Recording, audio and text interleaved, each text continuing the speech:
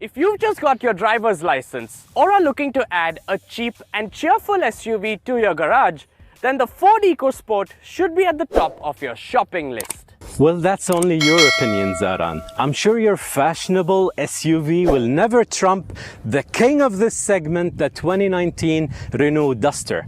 Remember, the Duster was the one that started this whole budget SUV trend. You're right.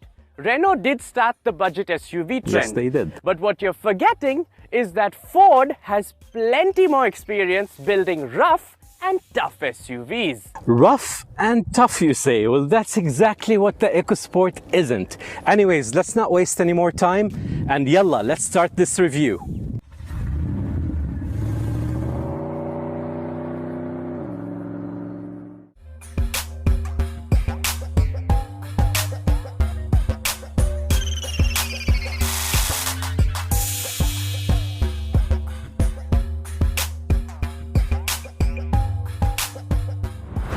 Buyers in this segment of the market don't care too much about design. Boot space, fuel economy and resale value are of far greater concern. Well, that might be true, but since we have both cars parked in this way, let me tell everyone that the Duster is wider, longer and higher than your Ford EcoSport. Considering you've done your homework, that I can't argue with. But I will say that the EcoSport looks more premium and is far more stylish, even though its proportions are a bit off. Zaran, come on. At least with the 2019 Duster, I can tell that this is the new car. The changes are really noticeable.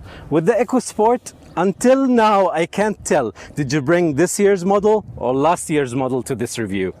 I'll let that puzzle you till the end. Bigger on the outside and bigger in the inside. Most probably the Renault Duster is the more practical of the two. That strongly depends on your definition of practicality, because the EcoSport offers far more cubby holes to hold your phone, wallet, keys and drinks in both the first and second row. While on the topic of storage space, how big is that center storage box of yours, Anas? Well, I don't have one. But wait, don't start laughing. Because Renault has done something every car without a center storage box has to do. They gave us the Land Rover armrest, keeping you comfortable on those long journeys. Inside the EcoSport, gone is the futuristic design of the dashboard and center console for something far subtler. An 8-inch floating display screen sits atop the dashboard and gives the cabin a trendy, upmarket feel. Well, I gotta give it to you. The screen in the EcoSport does look nicer, instead of the aftermarket looking one I have here in the Duster. But wait, the design here looks much more elegant and it gives you a feeling of more space inside the cabin. And look at these AC climate control knobs with digital displays in them. They look much more modern than the EcoSports. The back seats are where the magic happens. Despite the EcoSport being smaller and shorter than the Duster, rear legroom and headroom are far superior than what the Duster has to offer. Alright, I'll give it to you. You do have more leg space in the back in the EcoSport, but I still do have some decent head space as well. And this tight leg space is for one simple reason, because my boot space is at 414 liters, which is 52 liters more than your EcoSport. You see, it's not magic, it's physics. If I wanted more room for passengers in the back, I would have gone for a sedan. So we've established that your passengers won't be as comfortable as mine. But let's see if your Duster can keep up with the long list of features that my EcoSport has to offer. Starting with keyless entry and push-button start. Secondly, a traditional key that I can hang on my keychain. Then we've got a digital instrument cluster display, automatic headlights, automatic wipers, Android Auto, Apple CarPlay and a cooled glove box. Okay, true. I dislike the key Renault uses, especially that in the Duster I don't have keyless entry. But that's a small sacrifice, because what I do have is cruise control and a speed limiter, blind spot monitoring, built-in navigation in my infotainment screen, and not one, but 4 different cameras around the car to help you park, none of which your full option EcoSport has.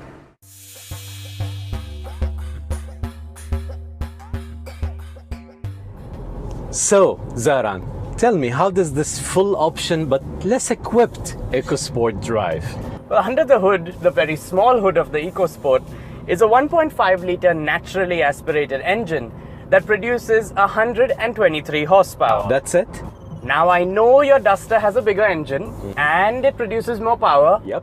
But let me tell you what your Duster does not have. What? A 6-speed automatic transmission. Oh my god. Fair enough, fair enough. I'll give you that. But at least in the Duster, when you're driving the car, you actually feel you're inside an SUV, not just some tall hatchback. Well, make fun of the tall hatchback all you want. The fact of the matter is that it's more comfortable in the city and also easier to drive because of the soft suspension, the smaller dimensions and the smaller turning radius. Well, that soft suspension you're talking about also make you feel you're in a boat on a river every time you make a turn. Let me demonstrate. If I actually shake like this, the car has body roll and it moves. Why should it have so much body roll for such a small car? Well, okay, Colin McRae, should we hop into your budget rally car then? Let's go.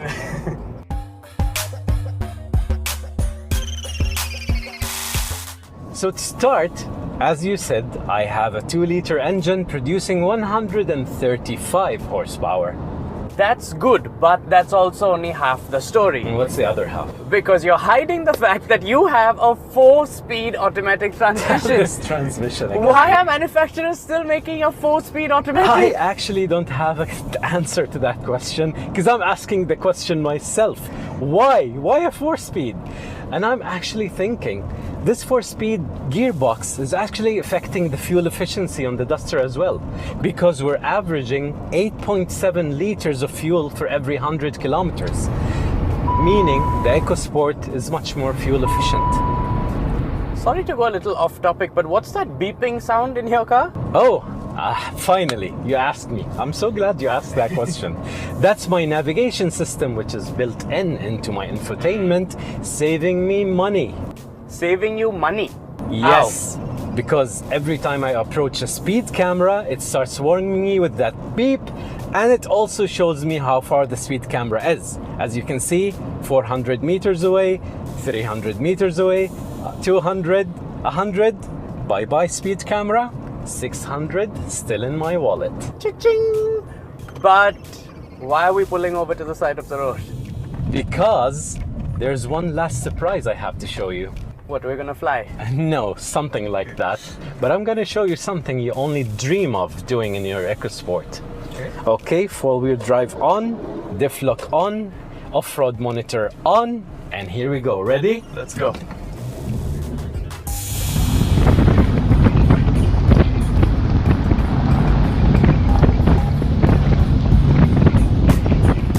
So Zaran, how much does your EcoSport with less features than my Duster cost? Altair Motors is running an exceptional offer for customers in the UAE, allowing them to drive out this full option model for just 71,000 dirhams. Ah, an offer you say.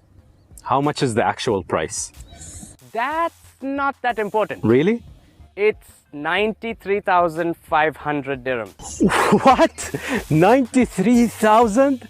So, you're telling me that my Duster, which is a proper 4-wheel drive SUV with a bigger engine, bigger boot, and more features, is 25,000 dirhams less than the EcoSport? You're saying your Duster only costs 68,000 dirhams? Yes, and no offer needed. Well, in that case,